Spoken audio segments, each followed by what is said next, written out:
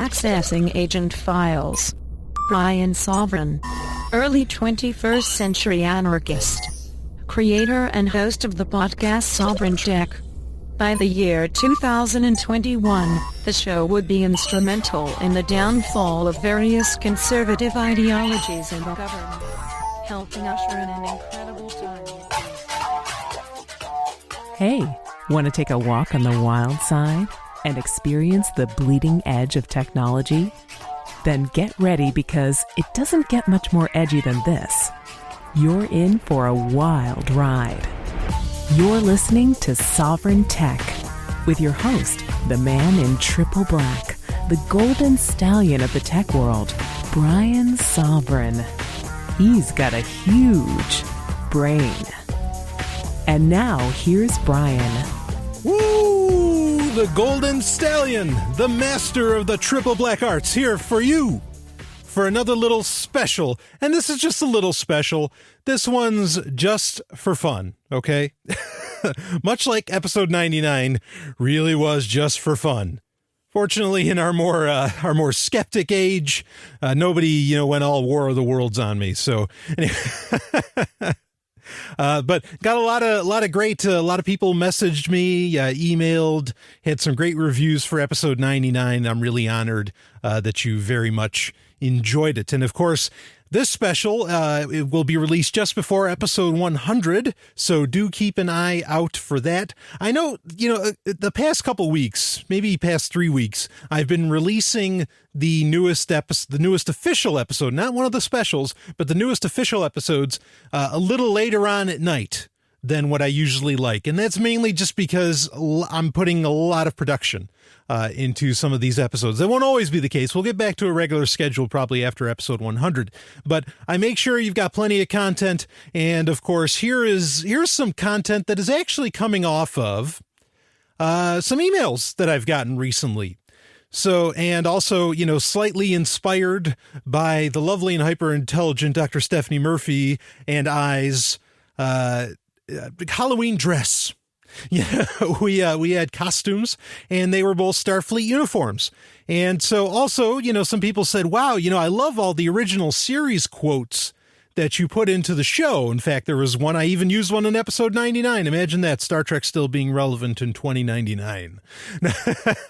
And I do use it often because obviously the original series of Star Trek, and that's what this is, folks. This is the top 8 classic, the top 8 original series Star Trek episodes, in my opinion.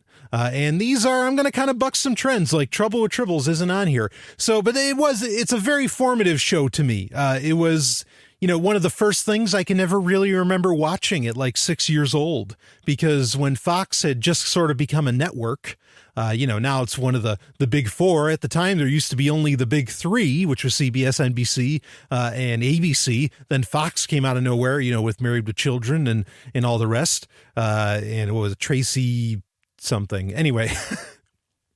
So they would, Fox, to fill in a lot of slots, and this is what any network does, they will air, syndicated television, or they will air classic television.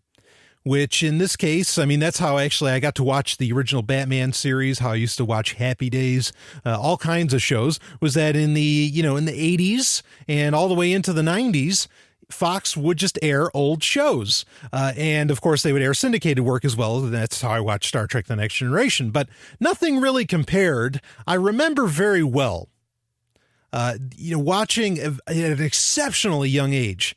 ABC was having like a Saturday night movie. This used to be the way to watch movies before VCRs were really such a big deal. Of course, my father was very much on board with VCRs and has been, was recording stuff seemingly for decades. But with the, I remember watching an ABC Saturday night movie special, and it was Star Trek: The Motion Picture. And this was before I saw a single episode of Star Trek anything.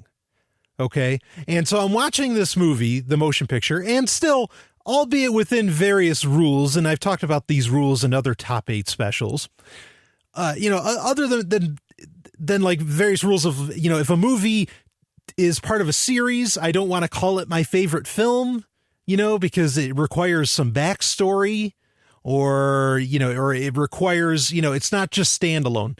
But if that rule didn't exist in my mind, Star Trek the Motion Picture would stand the test of time as my favorite movie of all time. Tops Dune, tops The Matrix. It tops them all. Gladiator, you take your pick. It beats them all.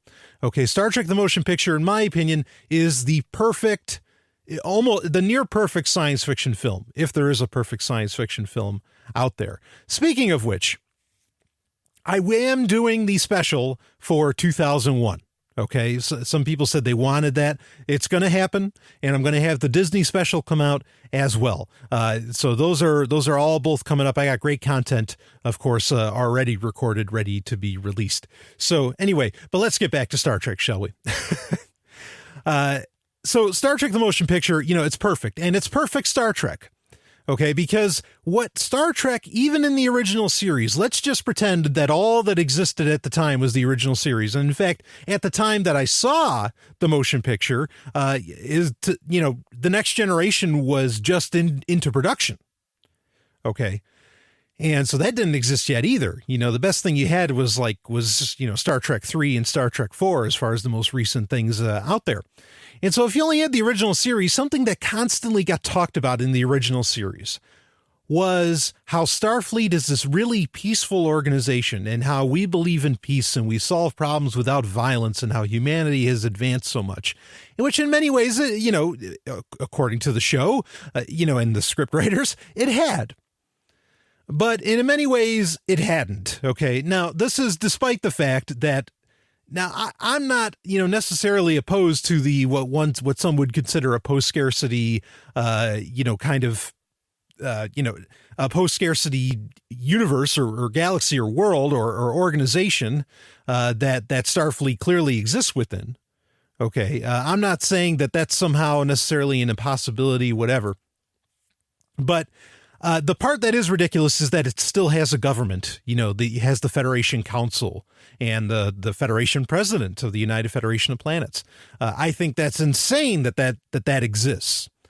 Okay, but granted, in the original series, the Star Trek universe, the Star Trek lore, not Data's brother, the Star Trek lore wasn't really set into place.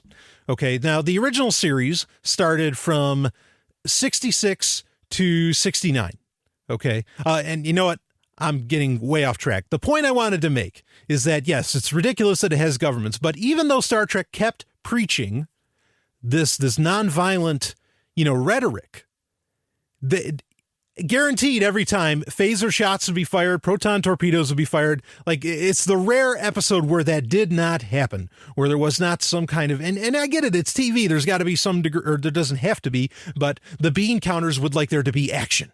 Okay, but that was the amazing thing about Star Trek the Motion Picture, and I think I've said this on Sovryn Tech before, maybe years ago, but is that Star Trek the Motion Picture, the only people that fire shots are the Klingons, which is a warrior race, so no shit, okay, and the bad guy, the quote-unquote bad guy, V'ger. Starfleet never fires a shot, except for at an asteroid, which doesn't that only make sense? If you have an asteroid that's creating a wormhole that you're about to crash into, aren't you going to blow up that asteroid? Of course you are. So, that's the thing, is that it is a genuinely non-violent film, by and large, and that is an amazing feat. And I think Star Trek the Motion Picture, I think that's the reason it's not popular, because what is widely regarded the greatest Star Trek movie of all time? Star Trek II: The Wrath of Khan. And that is also, of all the movies, I think it's fair to say, maybe next to Star Trek VI, which is then also considered the second best of the bunch. It is the one that is the most action-packed, starship battles and, all this crazy shit happening.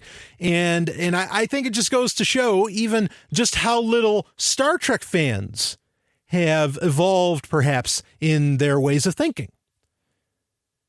So, but Star Trek really was, and now I want to get into talking about the original series here.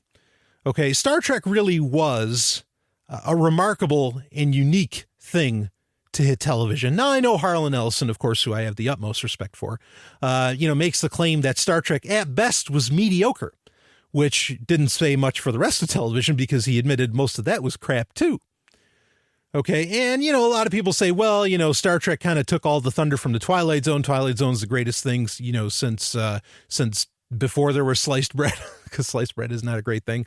And yeah, I'm very sympathetic to that idea Twilight Zone is amazing. I love the Twilight Zone. I can watch episodes of that over and over again. I used to do the whole Sci-Fi Channel thing where they'd play every episode on New Year's Eve. They do a marathon for 48 hours or whatever.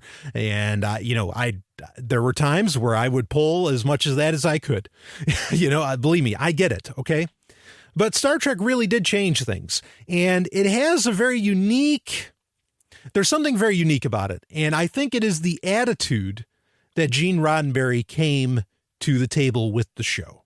Now, some people, there have been some documentaries recently with like Herb Solow and all these guys and even Gene Roddenberry's son, where they talk about, that whole like Gene Roddenberry, great visionary kind of thing with Star Trek, that wasn't really true. And I'm open to a lot of that. But regardless, the one thing I think that is, there's two things that I think are true for Star Trek. One is that Gene Roddenberry made it for him. Okay. He was making what he wanted to see, which I totally respect that. And I think if that's not your attitude, if your attitude is, I want to make something that's going to sell, that's annoying to me. Okay. And, but, because and I'm going to talk about this during episode 100, where the reason, and I've talked about it before, the reason I do Sovryn Tech is because I want my opinions heard and because I'm making the show that I would enjoy, that I want to listen to. So I respect that. And I think that comes through the bulk of the original series of Star Trek, minus season 3, which of course he wasn't involved in. The second thing that Star Trek really, where it really shines and the attitude that I think it brings is really important. And this is, and you can listen to direct quotes. There is in fact, speaking of Star Trek, the motion picture, they re-released, this is over a decade ago. They re-released a 2-disc set of the soundtrack for Star Trek, the motion picture, which the soundtrack never had a good release. You had an LP release and there was a CD, but it was rough shit. And Jerry Goldsmith's score, the god of score masters, I think he's better than John Williams. And unfortunately, Jerry Goldsmith's gone now. But anyway, Jerry Goldsmith, this great release of the soundtrack. And in the second disc, they re-released this LP that was released in the 70s that was all interviews. Okay. And you can listen to this. I'm sure it's available on YouTube somewhere or whatever. You can find it. It's called Inside Star Trek was the name of it. And I think it was released in like 77 or something. And on that, they have some recording of him talking at a convention. And Gene Roddenberry says, with Star Trek, we had an idea. No, not Wagon Train to the Stars. Shut up. I get so sick of hearing that phrase. And hey, did he copy, Irwin Allen and all this stuff? Yeah, maybe. Okay. So, Voyage to the Bottom of the Sea. Fantastic. So Gene Roddenberry says, we had an idea that the person on the other side of the screen, meaning the television watcher, the person, you watching TV, was intelligent, that the person on the other side of the screen was not stupid. And I think that's where Star Trek really, really shines. And I think that attitude really shows, is because these were really smart scripts written by some of the best in science fiction's history. These were really, they didn't bother to explain, blah, blah, a lot of this little stuff, or they assumed you had an idea of what was going on. And so they allowed you to get to the meat of the action of what is happening. And it allowed for greater depth, and it really does show. And that's so gone now, I think. The fact that the person on the other side of the screen is treated as intelligent. I think that whole philosophy in entertainment creation has gone the way of the dodo. And that's a shame, because it was so rare in the first place. There is, really content creation. In fact, there's a great Ursula K. Le Guin recently received a writer's award. And of course, she's a phenomenal, she wrote The Dispossessed. I mean, a lot of great anarchist science fiction works. She talks about how science fiction used to be considered a joke, and it was considered a joke until people realized that they can make bank on it. But that's the thing, is that all people are making now are shows and works and media production, whatever, media commodities that, appeal to a mass audience, and they're not actually, making it an art. They're not respecting the art of what it takes to create great stories or, make great points. And she talks about how it's going to be really important in the near future that there are writers, and this includes, script writers, whatever, that there are writers that remember what freedom looks like.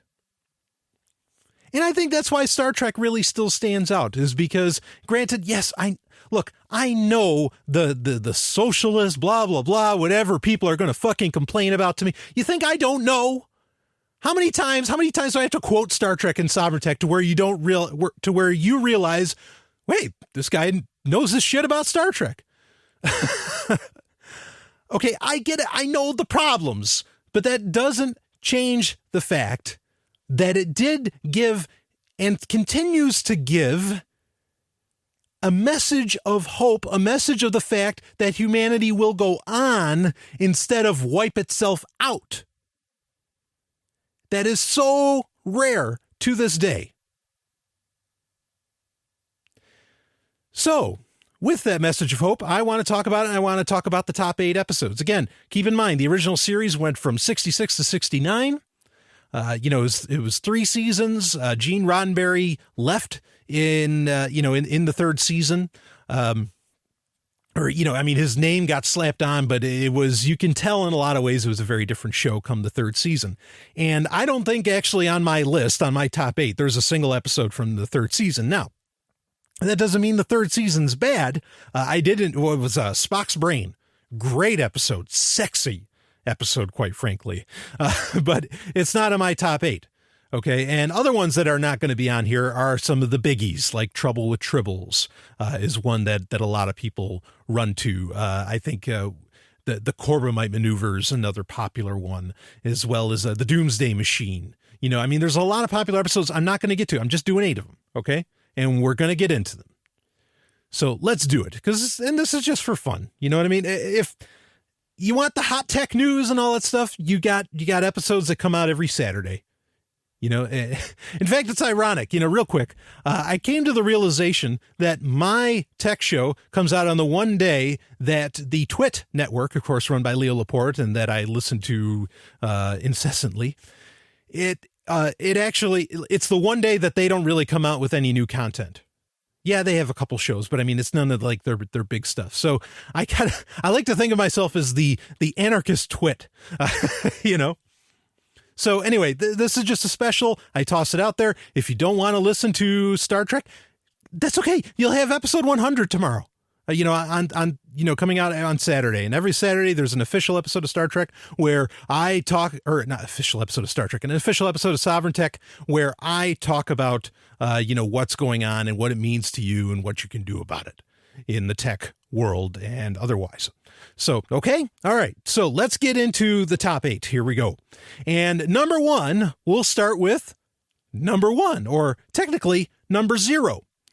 And this is The Cage. Now, I said that the show ran from 66 to 69, and this is accurate, 79 episodes strong.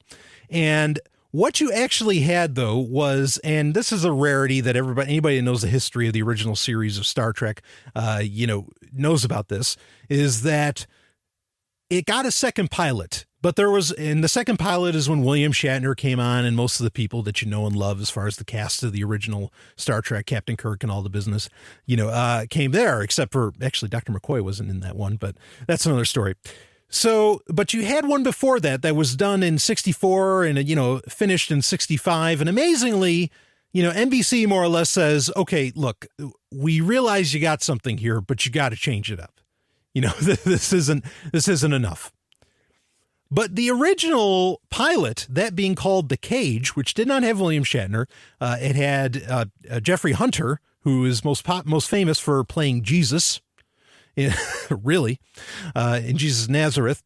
He comes on as Captain Christopher Pike. And everything more or less, like the Enterprise looks more or less the same. There's like the Bussard collectors look a little different on the front of the warp nacelles. There's little differences here. The phasers aren't phasers. They're actually lasers. The communicators look pretty different. The uniforms look more or less the same. There's not a whole lot different aesthetically. There's not a big difference there. But the attitude definitely was different. Because the attitude was pretty serious, pretty somber. In fact, the best way I could compare it is really, not to say that the original series overall wasn't very serious, even though some people want to say it was campy. By and large, they're insulting third season episodes when they say that, in my opinion. But it was really serious. And the best comparison I can make is if you ever saw Airwolf season 1 and then you saw Airwolf season 2. It's like season 1 was serious as a heart attack. Season 2, I don't know what the hell they just started doing. Or like Viper, if you remember the show from 94, Viper. And actually that show went like 3 seasons. You watch the pilot movie and even the first season, and this is serious cop drama.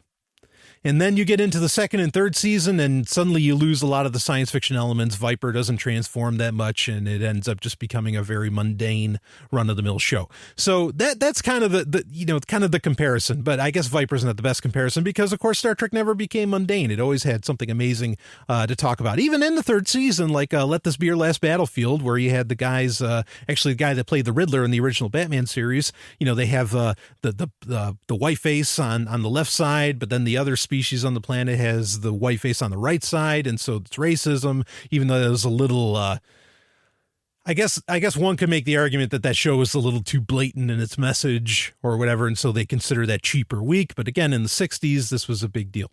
So anyway, so you had this first pilot, The Cage, with Jeffrey Hunter, and a slightly different cast. In fact, you had Mr. Spock. He was still there. Leonard Nimoy was there. Of course, he smiles in this episode, which most people, that understand Vulcans would be like, well, damn, that's weird. And that's, again, throughout the entire original series, a lot of things were still getting kind of set in stone. They were not, like the United Federation of Planets wasn't really named. In fact, there was like a United Earth object. I don't know. They had some kind of like UESCO or something in one episode. I think it was Return to Tomorrow where they list that off.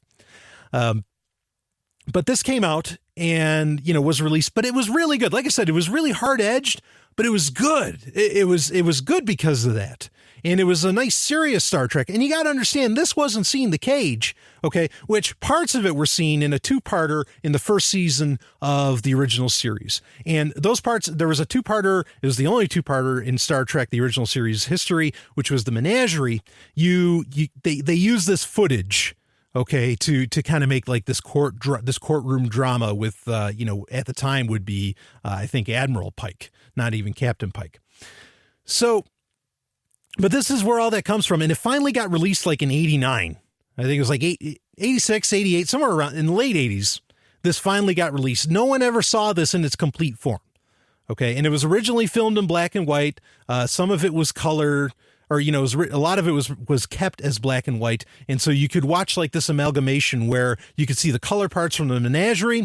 And then, all the scenes that weren't in the Menagerie when you're watching The Cage were in black and white. And then, of course, eventually they released a fully colorized version of it. And that's, usually what most people know about today. And so it had the reason that I love this episode. First off, Captain Pike is really cool. I do like his hard edge. In fact, he has this great point where the doctor is coming into his quarters and the doctor says, it's like, well, there's 2 people that a person will tell anything to. He's like, it's a psychiatrist and a bartender. He says, and right now I don't want to be a psychiatrist, so I'm your bartender. And he pours him a drink, and hands him a drink. And, he's asking Captain Pike, you sound really tired. And Captain Pike says, you bet I'm tired. Tired of, making all these decisions, tired of deciding who lives and who dies. And, you really feel the weight of the chair of command, on the Enterprise. And now maybe this episode wouldn't be as good if you didn't have the other 3 seasons of the original series to compare it to. Maybe in that regard, it sucks. But when you compare it to the other 3 seasons, this feels like amazingly, even though they're only filmed like a year or so apart or a couple of years apart, it feels really like it feels much older, as in like older in the history of the Federation or older in the history of Starfleet. Okay, not necessarily older as in, wow, it's like they made this one in 1942 and then this one, it's clearly a product of the 60s. It's nothing like that. It really did. After the fact, hindsight 2020, there's no way they planned for this, at least I don't think. And no one's ever talked about that they planned for this. Okay, but if you watch them now, damn, I mean, does it really feel like a much older Federation than what you're used to seeing with Captain Kirk? And there's a whole lot of, there's kind of an interesting, there's a lot to really pick apart with the Cage, because it is about, the Enterprise, going to this planet where the Telosians are. It's Talos 4. And these Telosians have pretty much, their mental capacity. In fact, they have these huge brains, huge heads, and their mental capacities are just, through the roof. They can create any illusion, but they're just that, they're illusions. And in fact, because they can create literally anything, their race has become stagnant. And so they've become pretty much, like their planet has turned into a zoo where they're literally collecting species from all over the galaxy and studying them, trying to figure out what makes them tick, what gives them their drive. In fact, it's very much like a proto version of the script for Dark City. I mean, right down to the Telosians do a bit of tuning. Okay, so no one's calling each other Mr. Quick or Mr. Hat, but it's very much like that. In fact, I half wonder if the writer of Dark City didn't, say, well, let's expand on this idea. So, that's what a lot of it is Captain Pike, exploring his humanity in the episode, and it's really good. And of course, then, he has a female lead as well that he ends up in a lot of very sexy situations with. In fact, there's a point where you get the first introduction to the Orion animal women, which if you watch Enterprise, the Enterprise is the last Star Trek television series that was produced that ended in 2005 and was, in the last season of that, it turned a lot of what you knew about the original series completely on its head. Okay, because in The Cage, they talk about these Orion animal women, which they're green and from the planet Orion. Okay. And they are supposedly just these very subservient, and just seductresses, and all this business. Whereas when you find out, and they're just dancing and, ready to get it on at any given moment. Like I said, the episode The Cage, that's another thing, is it is incredibly sexy, especially if you think about what could have happened in that episode with the Telosians. Oh man. But anyway, you find out in Enterprise, in the show Enterprise, that the Orions, the women are actually in control, and they are just, more or less they've hoodwinked the entire, Alpha Quadrant, or the Alpha and the Beta Quadrant, into thinking that somehow they are, subservient or whatever, when actually they can more or less get inserted into whoever they get sold off to, and they end up taking over and helps Orion and everything. And so the men are actually the servants to the women, even though I guess at some point that kind of changes again, but that's another story. So The Cage, it is a very different Star Trek. There's really no other Star Trek quite like it. And I recommend, if you've never seen it, to watch it. But do watch it after the fact, after you've seen, the rest of the 3 seasons of the original series, or at least a few episodes. You need to be familiar with Captain Kirk to really appreciate Captain Pike, in my opinion. This raises a lot of questions. Take Star Wars, for instance. Is episodes 1, 2, and 3, which of course came out after episodes 4, 5, and 6, are they actually really good if you never saw 4, 5, and 6? I wonder. Now, I don't think anyone would ever say that they're better than 4, 5, and 6. And actually, I love episodes 1, 2, and 3, but I know, popularly they're frowned upon, or at least 1 and 2 are. And I wonder if you didn't have that initial story of episode 4, 5, and 6, would episode 1, 2, and 3 be amazing? Maybe. Anyway, So that's it. The Cage, very easy to watch now. It gets regularly aired at various points whenever, someone's showing off the original series, which has been updated a couple times. There was the original series, Sci-Fi Channel actually did a really big deal when they finally got the rights to air it, which took them forever. They did a special edition where they had cast members talking during it and all this stuff. And you really find out that, boy, the set of Star Trek was, or at least the cast members and even the rotating cast member, whoever, it was, a rolling orgy. More or less. Gene Roddenberry was trying to get with Nichelle Nichols and Michelle Barrett. That's another thing, too. Actually, I'm glad I thought of that. And, of course, William Shatner was sleeping with tons of the extras on set. But anyway, the Michelle Barrett, who ended up being Nurse Chapel in the original series and then ended up being the voice of the computer in Star Trek The Next Generation, as well as playing Deanna Troy's mother, Loxana Troy, in The Next Generation, she ended up getting married to Gene Roddenberry. Okay, and she became Michelle Barrett Roddenberry.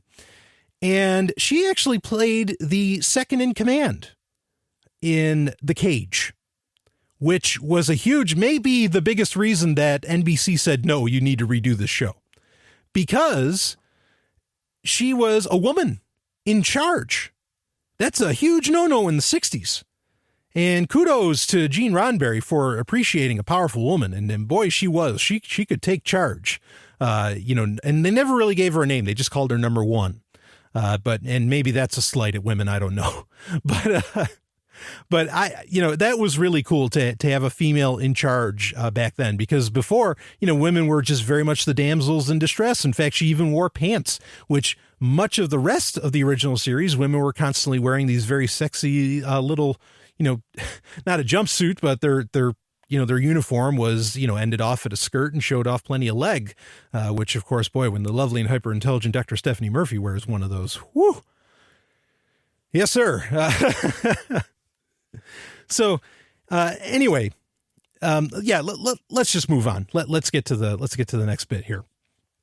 So speaking of sexy, of a show being sexy, number 2 on my list for the top 8, and these aren't in any particular order, is The Naked Time, as George Takei very famously said it, Naked Time. And this is an episode where essentially this, PSI 2000 or PSI or Psi 1000, whatever virus, infects the crew of the Enterprise from this other, station that they find.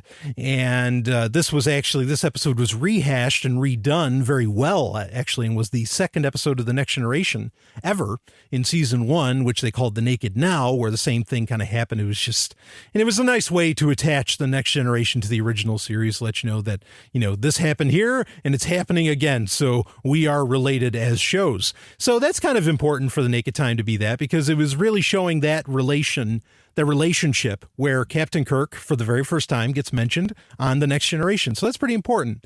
But it was a fun episode. It was definitely, boy, if Gene Roddenberry was doing it for him, this is one of his episodes where he's like, yeah, I'm going all out with my fantasies, baby. And, more or less, the whole crew of the Enterprise gets drunk. And a lot of their deepest stuff, and they start living out some of their deepest fantasies. And Kirk has to, really, keep his hard edge going during it. And that's just it. It's just a fun episode, to see Sulu running around with a foil and his shirt off. And of course, George Takei he's just in incredible physical shape at the time. And, to see that and just everybody having a wild time, and to see Spock crying. There's, Spock, like his human side, because of course Spock is half Vulcan and half human. His human side comes out, and you see him cry, and he talks about a lot of his, his really deepest thoughts. And I think that's part of the really powerful aspects of the episode. I certainly, when I was really young, I definitely related a lot, to Mr. Spock, because I really wanted, I liked being that really smart kid. I was going to say smart guy, but smart kid. And, I saw going around school, even, we're talking elementary school and beyond the junior high and all that, I see a lot of people that were, being smart is ridiculed. I was a nerd. And Spock was definitely, he was your household god, of your patron saint, of nerddom. And, so to see him like really lay out some emotions in many ways, if you were a huge fan of Mr. Spock as a child, it gave you sort of like the excuse to let your emotions out. I think, and this kind of leads me to, I want to get into kind of a side thought here about Star Trek, the original series. I think a lot of parents, especially then, fortunately, there's a peaceful parenting, evolution happening as late. But I think a lot of parents back in the 80s and the 90s really just wanted to like get their kids out of their hair because the economy was great and they could even go out and have a good time. And so, a lot of times they would tell their kids, okay, yeah, here, no, just watch TV, or here, no, yeah, I'll get you a new video game. And yeah, go ahead. You do that. Don't worry. And that, to replace the parenting.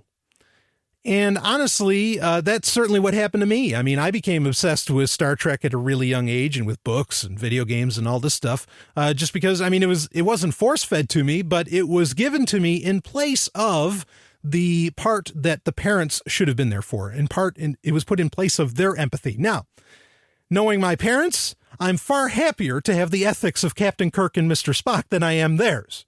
Okay, if that's what I got raised with, that's a hell of a lot better than what most parents at the time were espousing. And I'm not saying, I mean, I think there's plenty of great parents out there, or not plenty, but there's a lot of great parents out there, and they've been out there for a while. Nobody knows about them because there wasn't an internet.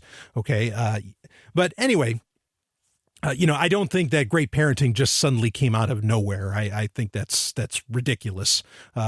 There have been great parents, albeit in an extreme minority, in the past, but mine were not that. And so they, fed upon me all this entertainment, but fortunately some of this entertainment had a lot of really powerful things to teach and did not have bad role models, by any stretch. And that leads me to another point. We'll get into the rest of the episodes. We got a little while. I'm not going to let this episode go too long, okay? But that leads me to another interesting point, is that I don't know when exactly it happened. Shirley Temple being the exception, perhaps. But I'm not sure when the heroes on a show that kids or young people or whatever, which I think Star Trek was originally, perhaps more marketed to, in any case, adults certainly weren't taking it seriously. In fact, especially in the 80s and 90s, most adults treated it as a joke. But I don't know when children's heroes became children. Like originally, that's all it is now. There's no kid show, to the best of my knowledge, where every main character is an adult. And I think that's kind of weird. Now, I just got done talking about, how peaceful parenting and, how parenting and people are damaged, blah, blah, blah, blah, blah, blah, blah, blah, blah, blah, blah. I know. Okay. But at the same time, like it is kind of strange. Like even, I think I remember the first show was My Secret Identity. Back in the early 90s, where the hero was actually a teenager. And then Nickelodeon kind of started doing that. But before then, a lot of the heroes, they were all in their 30s, or they were all, maybe in their 20s or whatever. They were all older. They were all full grown adults.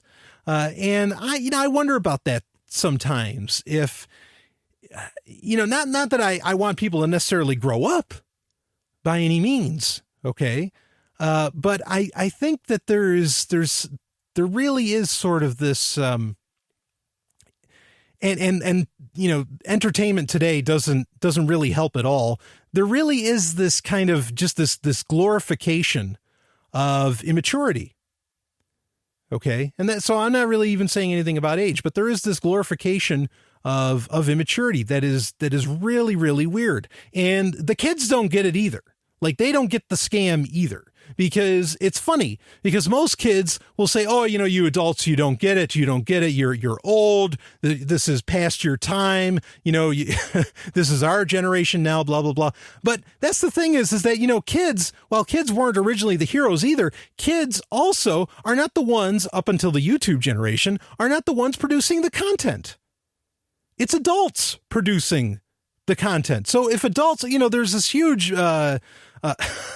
paradox that if adulthood isn't cool, but adulthoods are the ones that are telling you and producing and funding what's quote unquote cool, does anybody else see the problem there?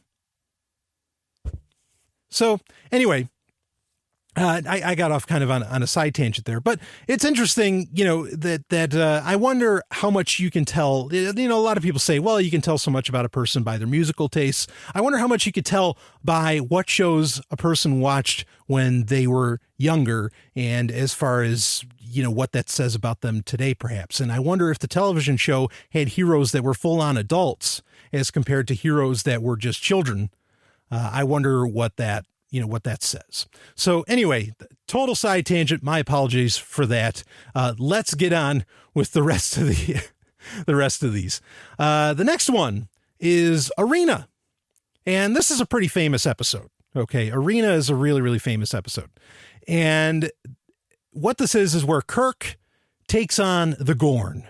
Okay. And the Gorn is this lizard, and Kirk is, they both get transported to this planet by the Metrons, who, because they don't want this huge battle to occur. And so they're trying to, and this is one of those episodes where I talked about earlier about how they constantly talk about peace, peace, peace, peace, peace. We don't use violence. We use peace.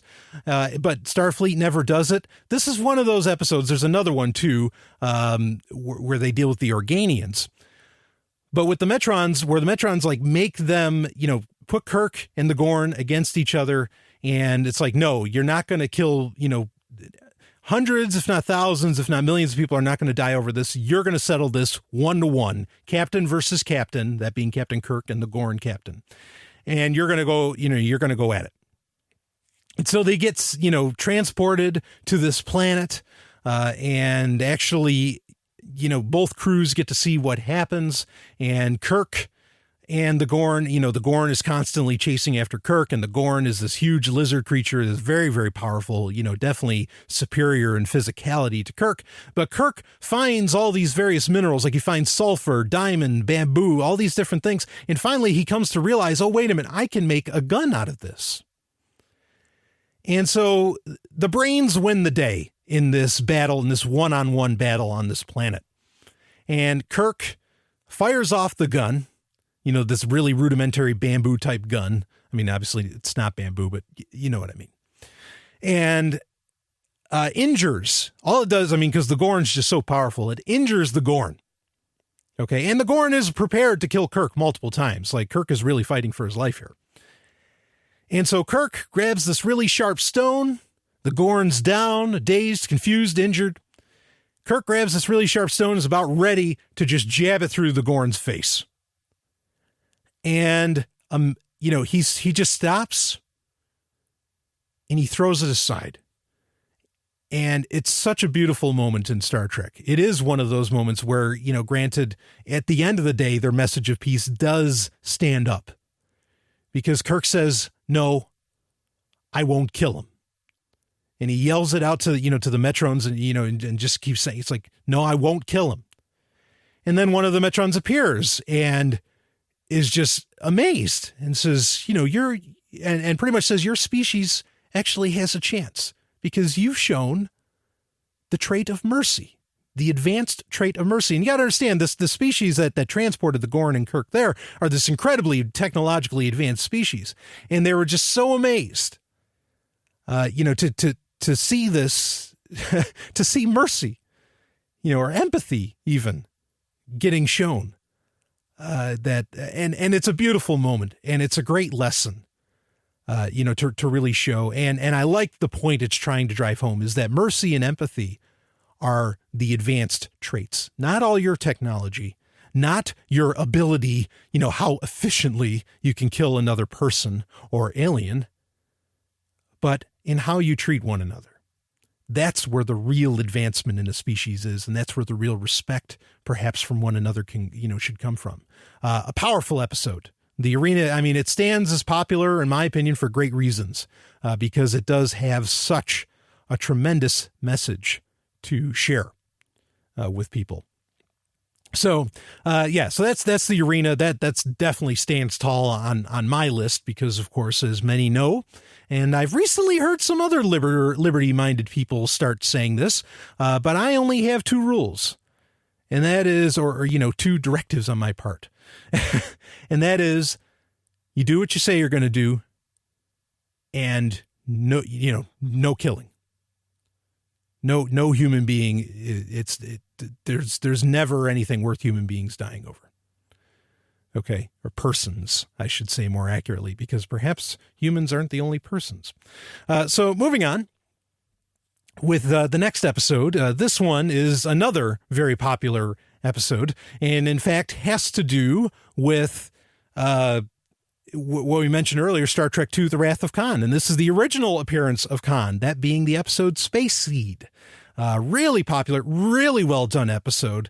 It definitely, and in fact, talking about humans advancing, that's one of the things that, so the Enterprise, or one of the things that this episode deals with, because the Enterprise finds this really, this DY-100 class starship. Okay. Folks, I'm not running off of any notes here, by the way. This is all, I'm shooting all of this from memory. The DY-100, starship that or not even a starship, it's just this vessel that they find out there. And they look into it and they find out that it's more or less a sleeper ship from the 1990s. Now, of course, that bit of history obviously was dead wrong. This is also the episode, or should I say, I guess you could say this is also the episode that Star Trek Into Darkness was based off of, the most recent Star Trek film. But anyway, that's another ballgame. So they find this, and they find there's a bunch of humans in there from the 1990s. They awaken, first off, they awaken one of them, that being Khan, and then they awaken others. And the problem is that, the Earth was in such turmoil in the 90s that there's a lot of records missing. Okay. It gets spotty around there, which really shows the importance of us developing like M-Disk technology, but that's for another episode of Sovryn Tech. You can look it up if you want, M-Disk.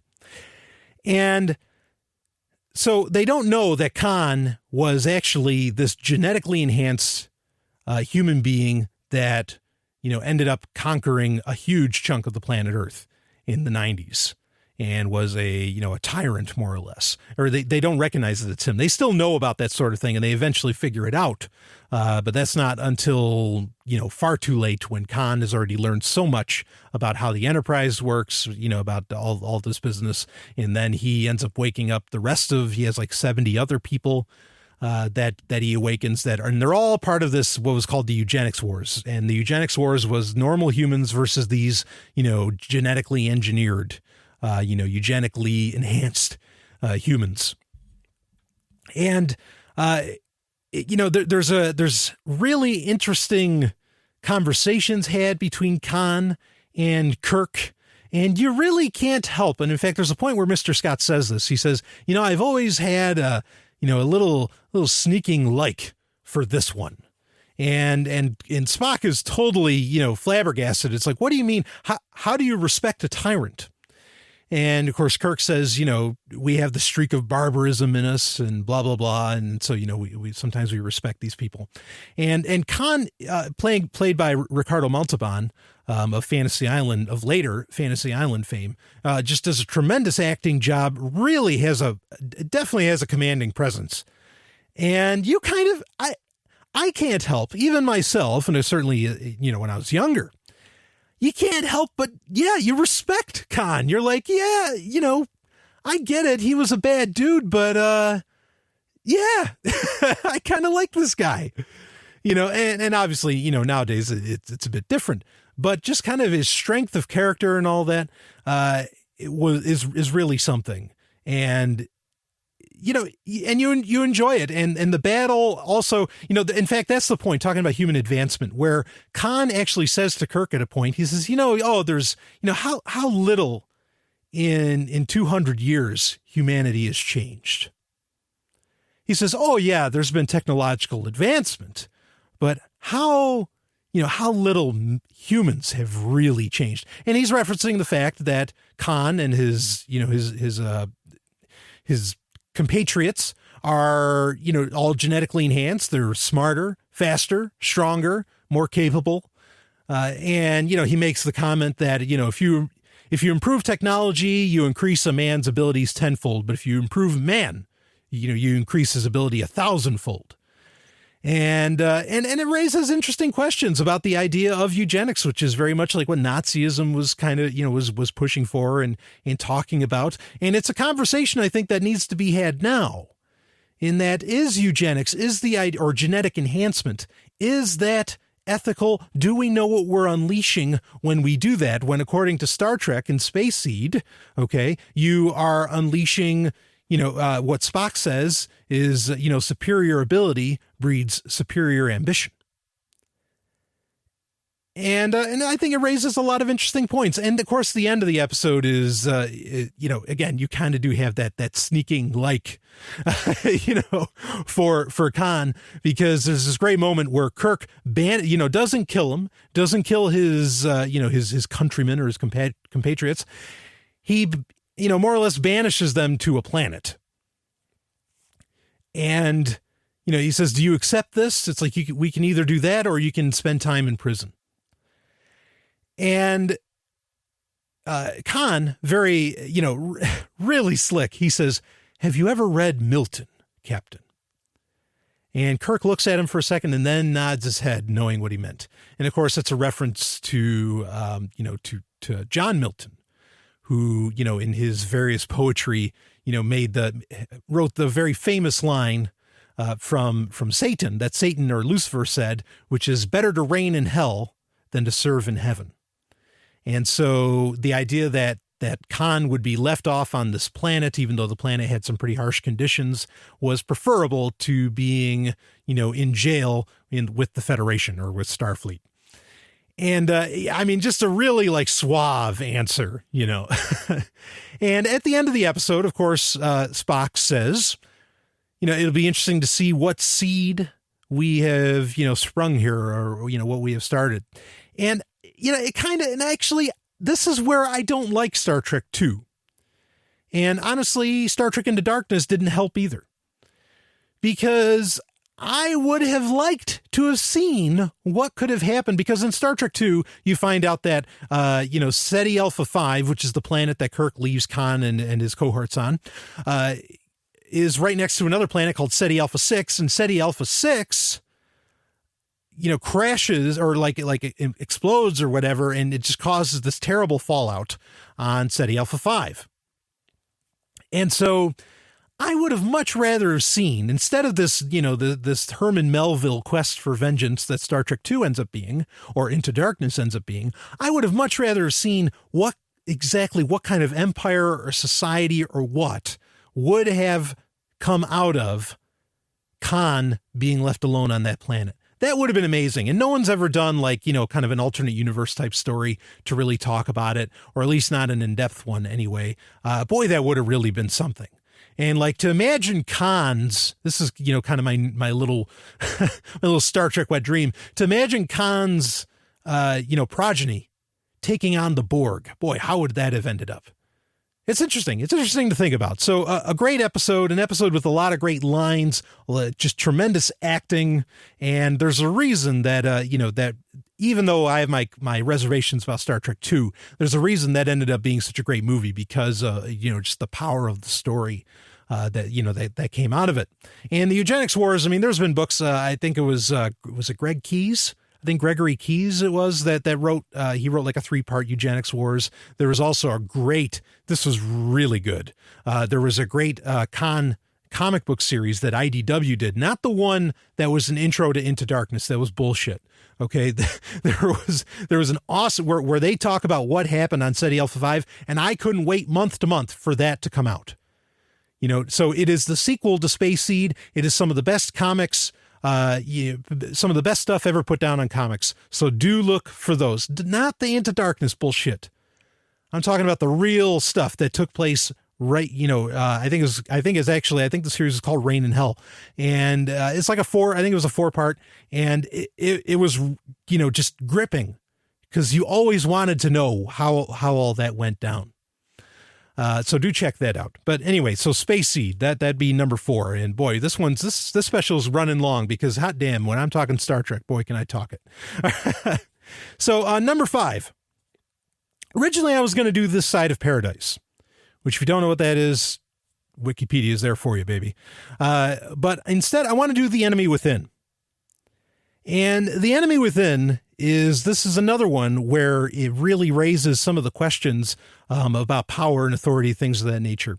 And in The Enemy Within, this is one of the the 5th episode of the entire show, which I think for most people should have, after this episode aired, people would be like, whoa, this is amazing. You know, what deep issues to discuss. And what happens is there's this transporter accident. This guy beams up with the various powder on him that causes a problem with the transporter. And so when Kirk beams up from this planet that they're on, it ends up splitting him in two, into two people. Now, forget the science of all this because it's an incredible exploration into human nature. And Kirk, at first they have trouble. They knew there was something wrong with the transporter. So fortunately they get Kirk on board. He feels a little woozy and they're like, okay, let's run you off to sickbay. And after everybody leaves the transporter room, the second Kirk, the quote unquote evil Kirk, appears on the transporter and nobody knows that he beamed on. There's no, log of it, whatever. I'm sure there was a log of it, but no one mentions it. And so, when this happens, you get this dichotomy and it becomes a psychological exploration about, kind of good versus evil. So you have the one Kirk, because again, Kirk's more or less, it's two Kirks, but their psyche is split. Kirk, there's good Kirk and there's evil Kirk. And it's interesting to explore the ideas, and this may be really basic psychology that could just be nonsense in light of what we know today, especially as anarchists. But it's intriguing to think about because the good Kirk is, he has a hard time making decisions. He's weak, he's physically weak. He can't keep track of what's going on. But he's very empathetic and very caring, and obviously makes, one could say, better choices perhaps than the evil Kirk does. And then there's the evil Kirk going around drinking Saurian brandy, actually potentially, raping Yeoman Rand. And the evil Kirk, though, you find out, well, I mentioned the qualities of the good Kirk, but the evil Kirk is the one that actually is decisive, and he has actual good qualities, but it comes from his quote unquote evil side. Okay. Or, what one would call the selfish side. But the irony is that while the evil Kirk is very decisive, very strong, and very, knows what he wants to do and is very protective, self-serving, all that good stuff, has a good time, you find out that he's a coward. And that courage ultimately comes from the good side. It's a tremendous exploration of the human psyche. And it does raise a lot of interesting questions to look at. And there's various intrigues in the episode itself that are really, cool. And there's it's almost a joking line now where the evil Kirk goes into Dr. McCoy's, goes into sickbay and just says to, Dr. McCoy, sorry, I'm brandy. And McCoy's like, what? He's like, and, tries to talk to Kirk about it. And then Kirk, grabs his neck, like, I said, give me the brandy. And, nowadays it's kind of a joking thing. But anyway, that leads to another point. People make fun of the way Kirk acts in the original series in particular. People don't make fun of so much how he is in the movies, but in the original series, a lot of people think that he was, over dramatic. His pauses were way too long or crazy or whatever. I totally disagree. I think his acting is top notch, and it's part of it being top notch is that it's so unique. You can't help but remember, Captain Kirk just because of his mannerisms, his speech patterns and all of that. I thought Shatner's a tremendous actor any way you slice it, but he really, as Captain Kirk, there's a reason that Captain Kirk is such a hero to so many, because he delivers the goods.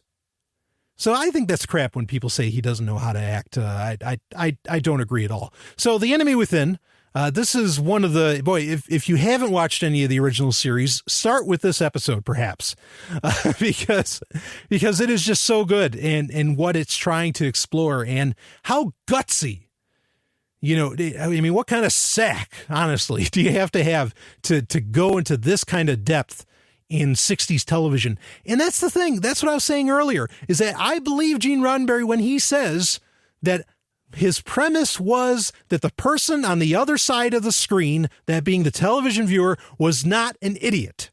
And this episode showed that they were going to explore some really deep shit, and good for them in doing it. So let's get on to episode number 6, because this special is actually running kind of long. Let's go to number 6. And this is The City on the Edge of Forever.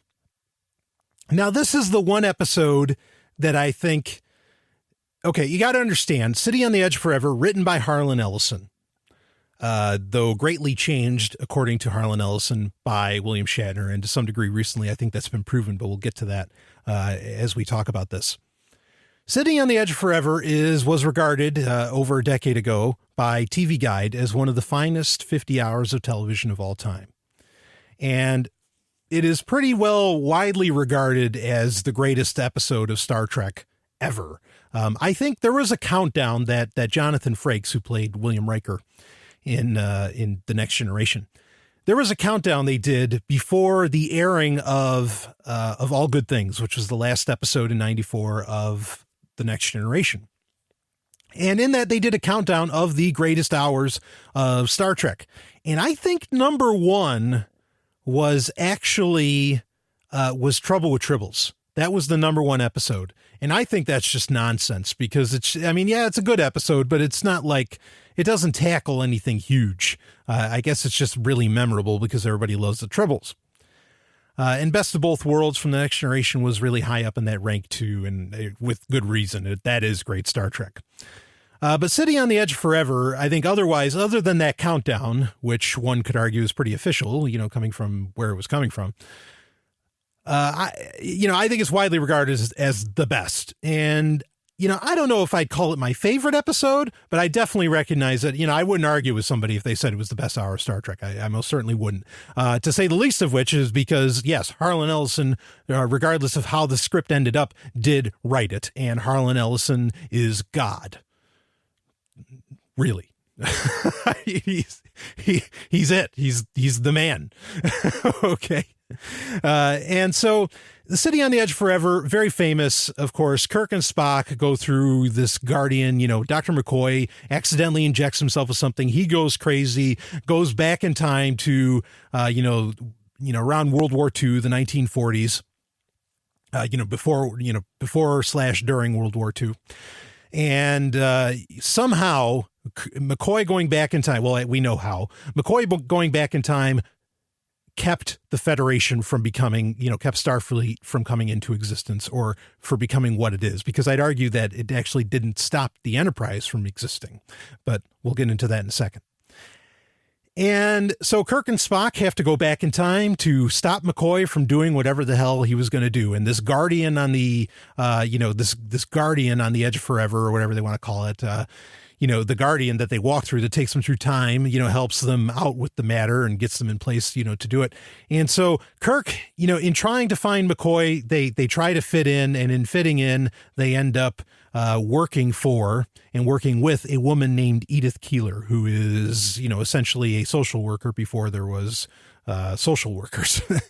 She runs a mission. She runs, a homeless shelter, and, more or less.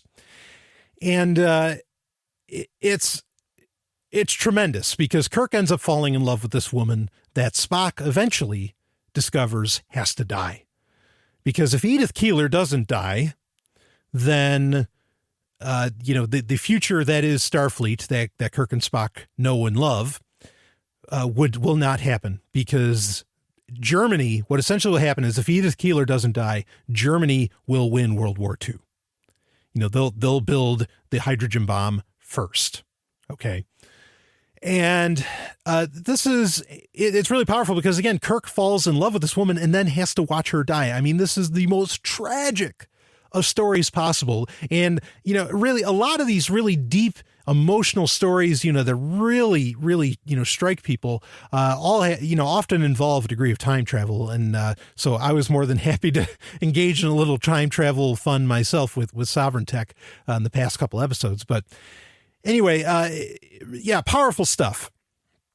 So, and the first thing I want to bring up, is that I would argue, and I've never heard anybody else say this, and I've never really read it, but I would argue that the Mirror Mirror universe, which amazingly also is not on this list, but the Mirror Mirror universe, which is the universe where, which gets explored a few times in Star Trek's history, where everybody's kind of evil.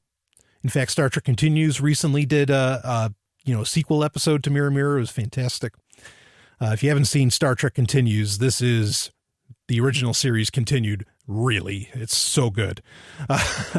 And in Mirror Mirror, everybody's like doing the whole Sieg Heil, the salute that the Nazis did. And so I'd almost argue that if Edith Keeler, if Germany won World War II, that you would end up with the future that is the Mirror Mirror universe, that's where that universe comes from.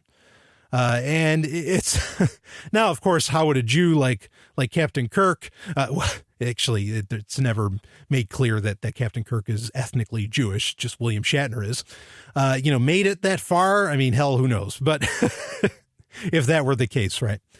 So, but that's an interesting thing that like where Star Trek kind of tied its own little, connections that definitely wasn't on purpose, but works out really well. So I thought that was cool, but there's a lot of drama around the drama that is City on the Edge Forever, the episode. And that is that apparently Spock was more the hero of the story in Harlan Ellison's original script. And William Shatner was livid that this was the case.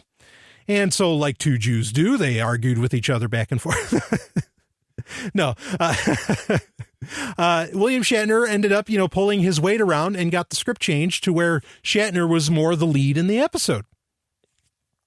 And this has been, some people say that that's not how it went down. Regardless, just this past month, there was a 5-issue comic book series by IDW again that really, really sewed this up. And they had Harlan use his original script, and they made a comic book version of the original Harlan script of City on the Edge of Forever. And it's great.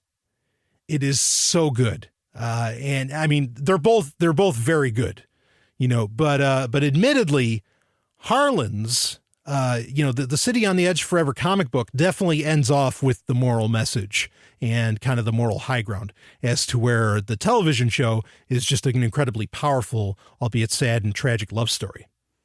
And how the comic book ends is with this message of, because Spock is totally confused, because it's not McCoy that ends up going back in time in the comic book series. It's just this other guy who deals drugs on the Enterprise, which that alone is nuts. When you read that in the first few panels of issue 1 of Harlan's City on the Edge Forever from IDW, you're just like, wow, this is a normal Star Trek. There's drug dealers on the Enterprise.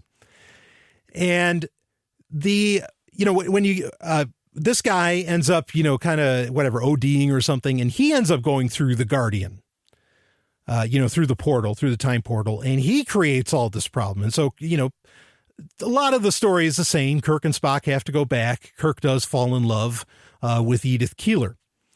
But you find out what happened is the same thing, just like in the TV episode where the plot point that changes the future is McCoy stopping Edith Keeler from dying and thus letting the Nazis win World War II. In this one, it's just this drug dealer guy who, who's totally played off in the comic book as, scum of the galaxy. And he ends up being the one that saves Edith Keeler. But of course, just like in the television show, that's the whole tragedy of it, is that Kirk and Spock have to keep this drug dealer from saving Edith Keeler. And this is how the comic ends off. And it's really powerful because Kirk, Spock is saying to Kirk, it's like, I don't get it. It's like, I'm half human, but I don't get it.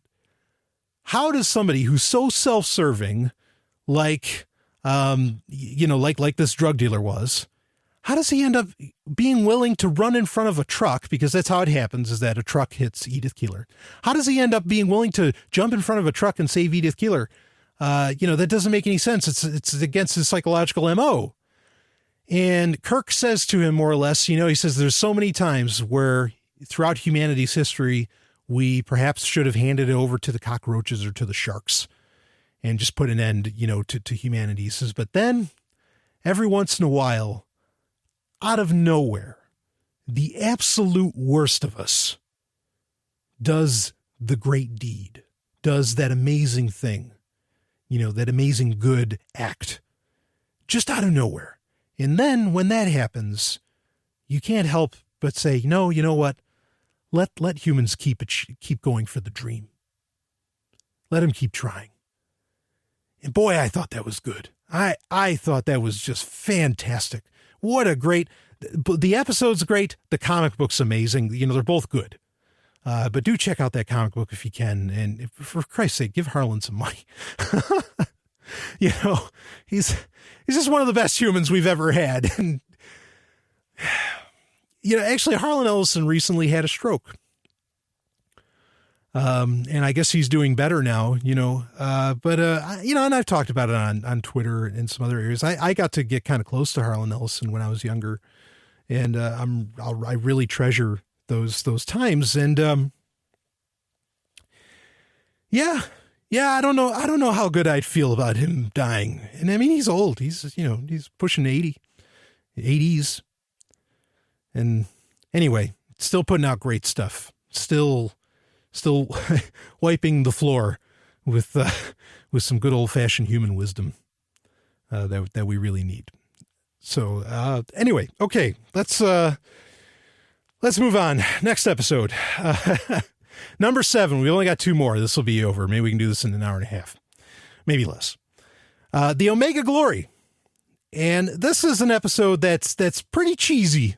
In a show that everybody describes as cheesy and campy, this one is pretty decently cheesy, and its message is certainly, you certainly get hit over the head with the message. It's not subtle, like much of Star Trek was, and like good science fiction should be, in my opinion.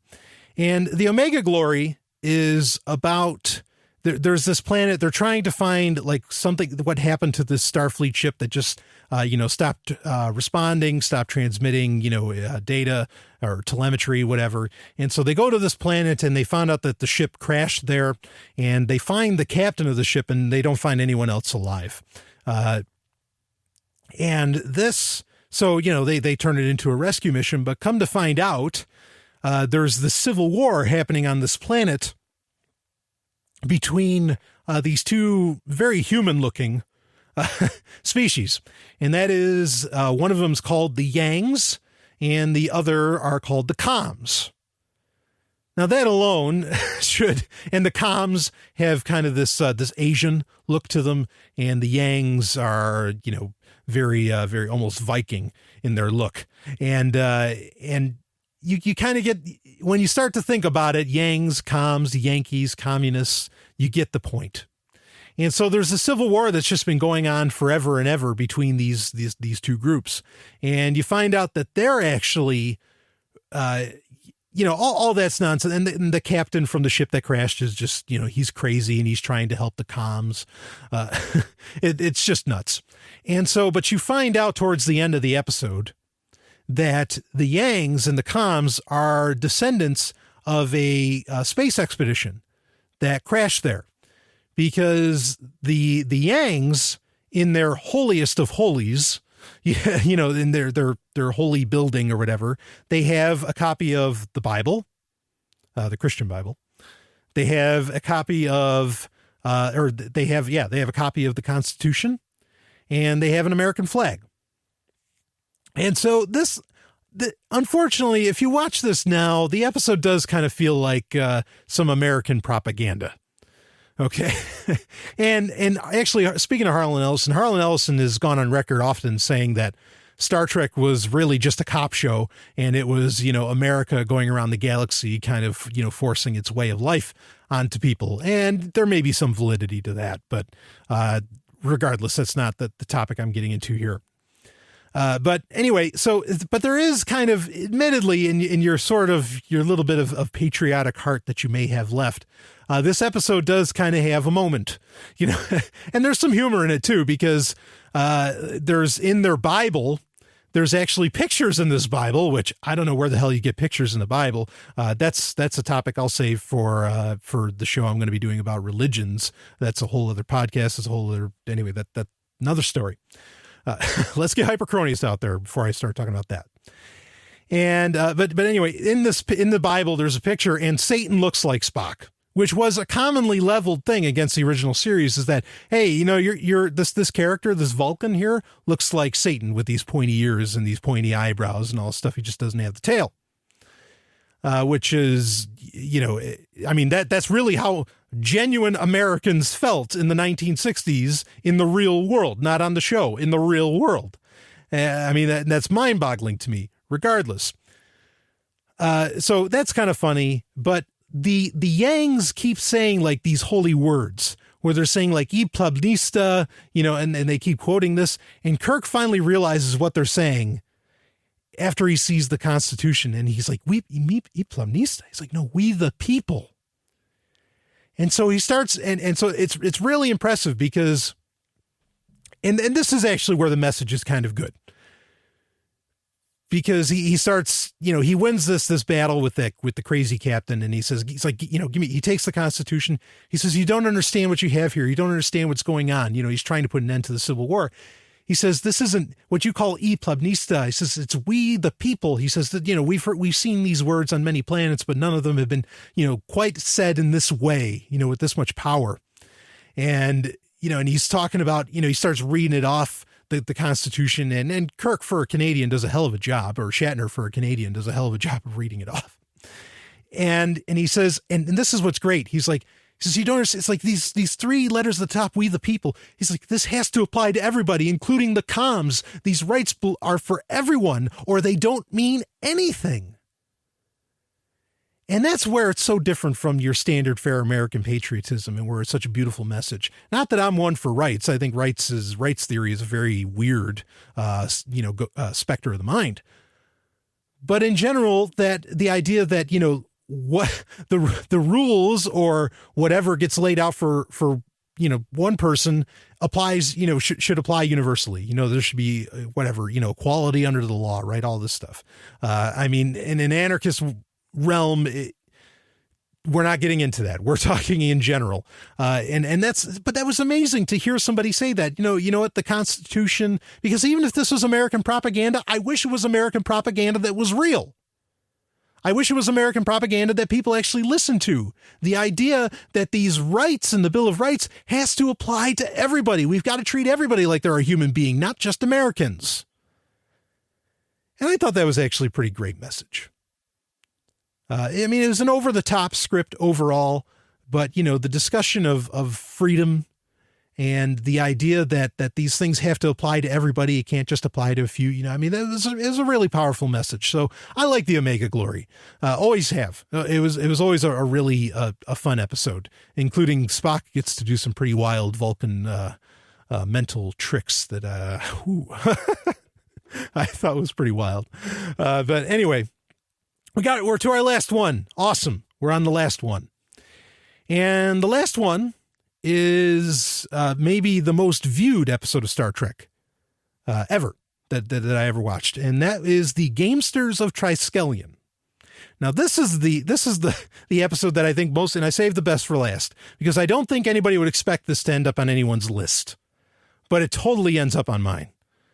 And the original reason that it ends up on mine, it was the first time we got to see up Uhura's skirt. Really. There's a point where she kind of falls over. She has all right. So let's get into the plot, right? The Gamesters of Triskelion, you find out that there's they get beamed down to this, Uhura, Kirk, and Chekhov get beamed down to this planet, just like taken from the ship. And they are given these like kind of slave collars, and they have to fight to the death to, you know, based upon wages of these ethereal voices that they keep hearing. And there's other species there that they have to fight in a gladiatorial style combat. And if they don't, if they don't comply with what the Gamesters of Triskelion want, they have to, or they end up like getting choked or, put into tremendous pain from these collars.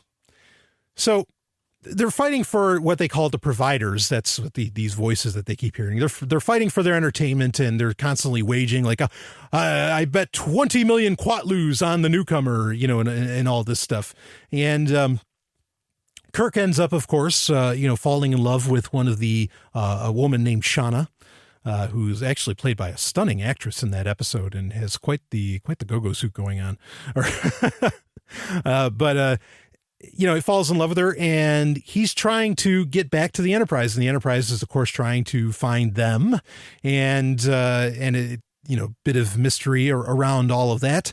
And it ends up where Kirk finally meets the providers, who are really in control of everything that's going on this planet. And it's just these three brains. And,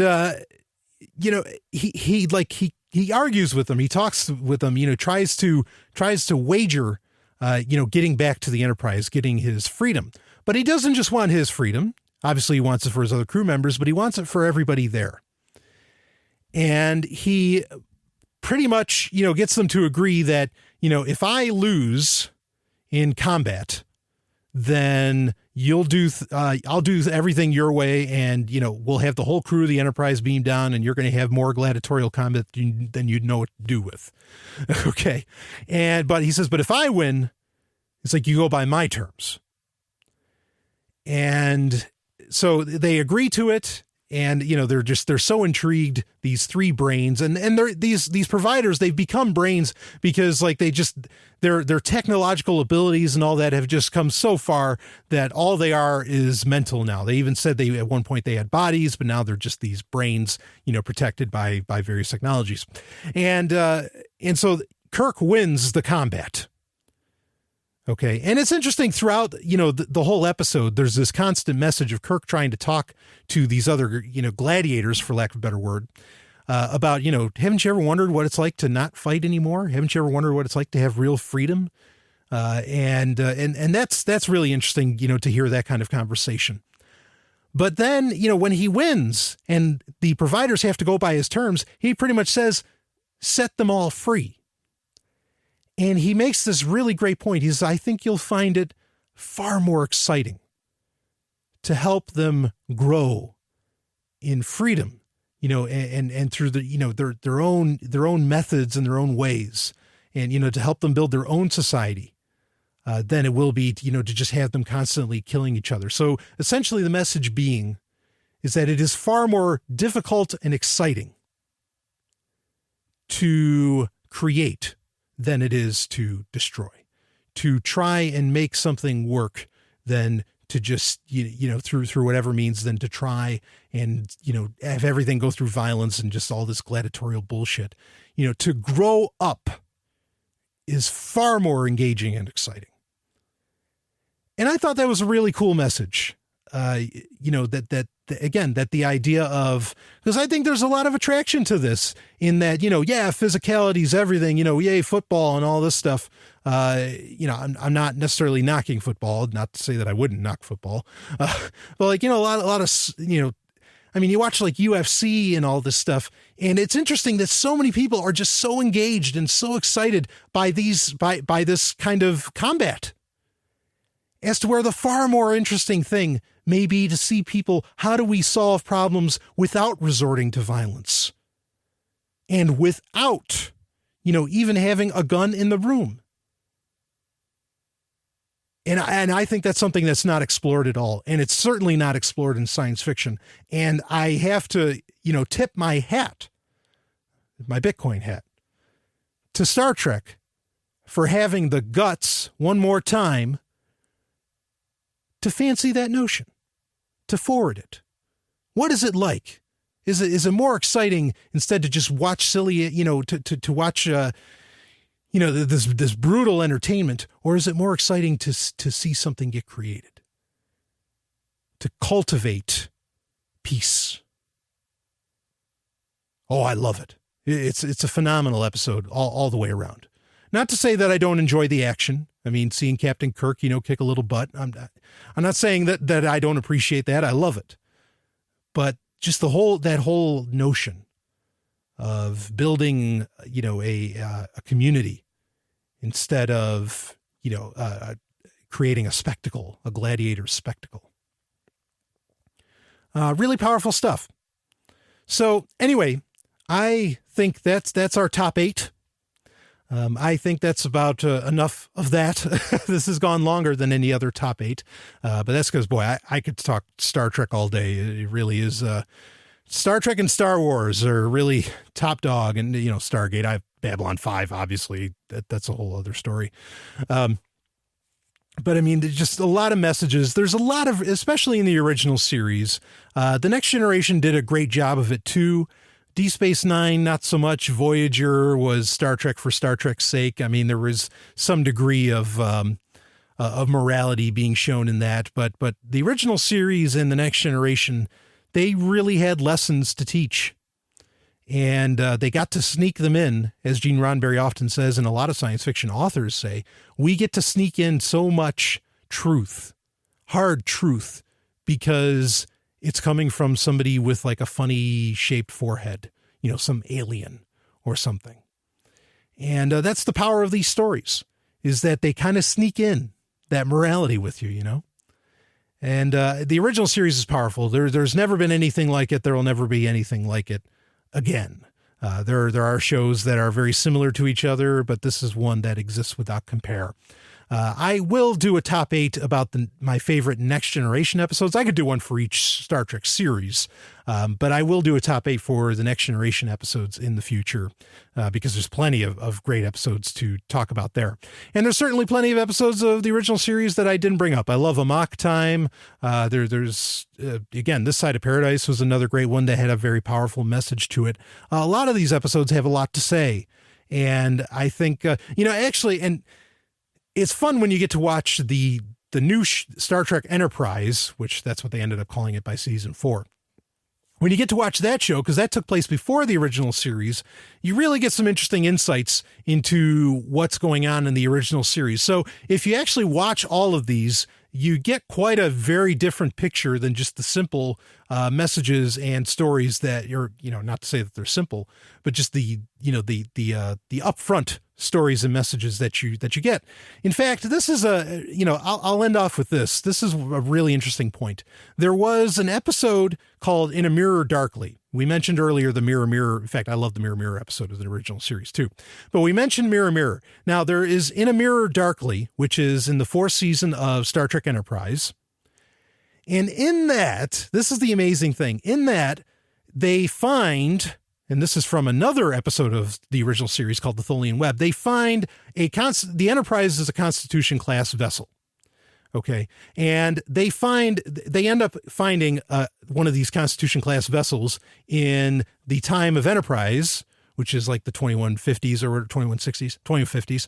And when they go, again, this is taking place before the original series. Now, when you watch a television show from the 1960s, usually you think everything looks, oh, wow, we had some really silly ideas about the future, didn't we?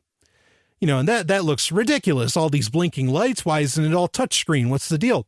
And this is the interesting thing is when you watch In a Mirror Darkly and you see a Constitution class vessel in that, you've gotten so used to seeing, the various like LCARS, Star Trek design language and all of that, that when you see a Constitution class bridge, you go, God damn, that thing looks futuristic. Like that looks so advanced. I can't believe it. And believe me, that'll happen to you. As before, you would think that the Next Generation looked like the most advanced or whatever, or you'd even think Star Trek Enterprise, that the NX-01 ship in that looks way more advanced than anything we could have possibly produced in the 60s as far as television goes. But when you finally see, that 60s style Starfleet, I mean, you're blown away. You're like, what? That is futuristic. Like that. Whoever thought of this? It's like they have switches. We don't even have switches, and it's the 21st century. When do we get to those? Yeah. And in fact, yeah, in my future, you're going to have switches again. So, yeah, or if I had my way. But anyway, so that's the beauty of getting that whole picture for Star Trek. But the original series is a great place to start, and these were, my favorites for various reasons, and perhaps the reasons that you hadn't thought about. But that's it. I'm going to end it there. Episode 100 will be out. Don't worry. It's coming to you every Saturday. I've never missed a Saturday. Never, ever, ever missed a Saturday. Even if it meant it was Saturday on Pacific time, I've never missed a Saturday release. So be looking out for that. Got some changes coming for you. Carpe Lucem, everybody. It's good to be back on the other side. You just experienced Sovryn Tech. Go to sovryntech.com. That's SOVRYN tech.com. And connect with us there. Find links from today's show and catch our podcast feed. Sovryn Tech is copy heart. Copying art is an act of love, and love is not subject to law. So please share the show however you like. Welcome to the evolution.